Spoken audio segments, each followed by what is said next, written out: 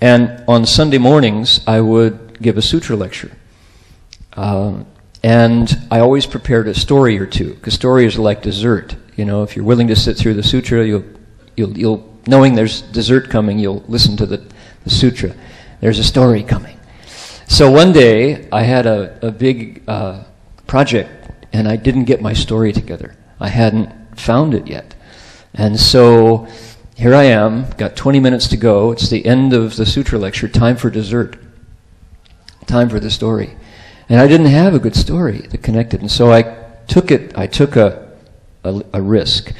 Now, my experience with Asian Buddhist audiences, particularly Chinese and Vietnamese, is if you ask for folks to give an opinion, if you ask for folks to raise their hand and say something on their own, the first response is,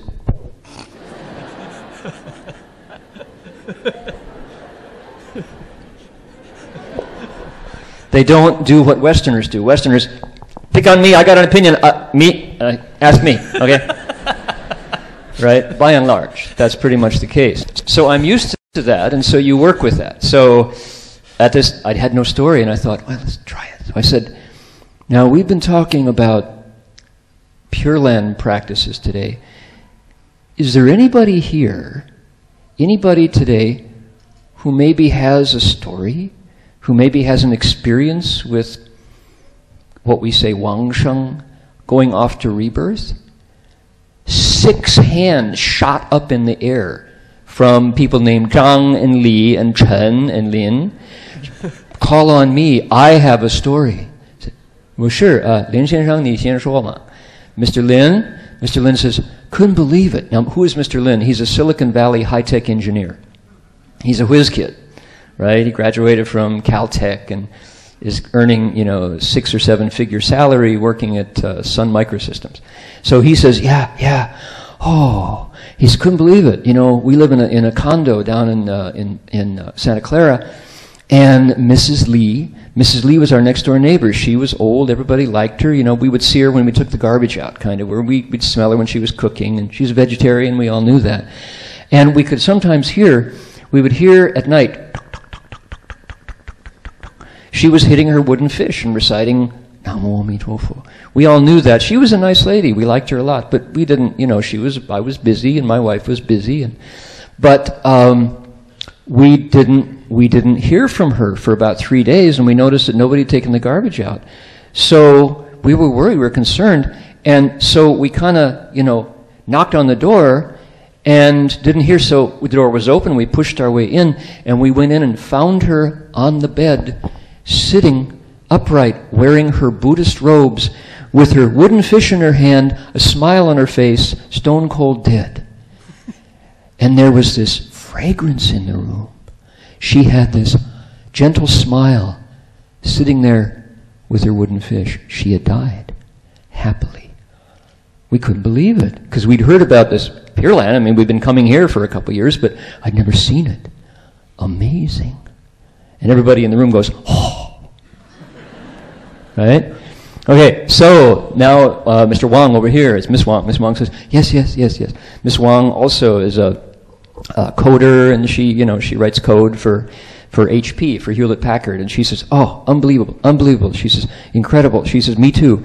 We live in Cupertino, and she said it was our grandma. She came over from Taiwan, and we put her in the back room, and she's so happy because she's got her Amitabha.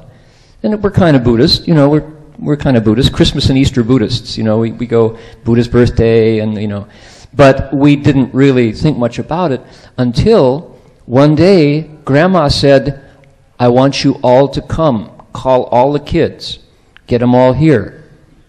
I'm saying goodbye. What? Grandma, aren't you happy here? Besides, you haven't bought a ticket. You don't even have a passport anymore, No. She said, bring them all here. So all the kids gathered in, all the aunts and the uncles and all the kids. And here she was, sitting on her bed, 92 years old, radiant smile on her face, wearing her Buddhist robes and saying, you all be good. I want you to all do good, avoid all evil, purify your minds. I want you to recite the name of the Buddha Amitabha and try your best. Don't worry about me. I'm fine. Now help me out. Can you say Amitabha? Amitabha? She closed her eyes and with a smile on her face, died. We were blown away, he said. And everybody in the room hearing the story went, yeah. How do you say it? What do you say? Tell me. Right? So here are two stories from very with it people who live in the fast lane who were not necessarily believers or Buddhists, but having personally encountered people who had a special quality regarding faith, vows, and practice in the Buddha Amitabha at the end of life had something to say.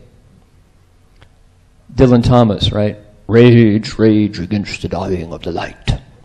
No raging against the dying of the light. The light is dying, the light is growing, because they're bringing the light in their mind. They're bringing the name Amitabha, the limitless light, the Buddha of limitless light and limitless lifespan, Amitayus, into their hearts. No darkness to rage against, no rage. Joy, expectation, anticipation. Startled me, I must say. And I thought, gee, I should come unprepared more often. These are great stories. That was a wonderful lecture.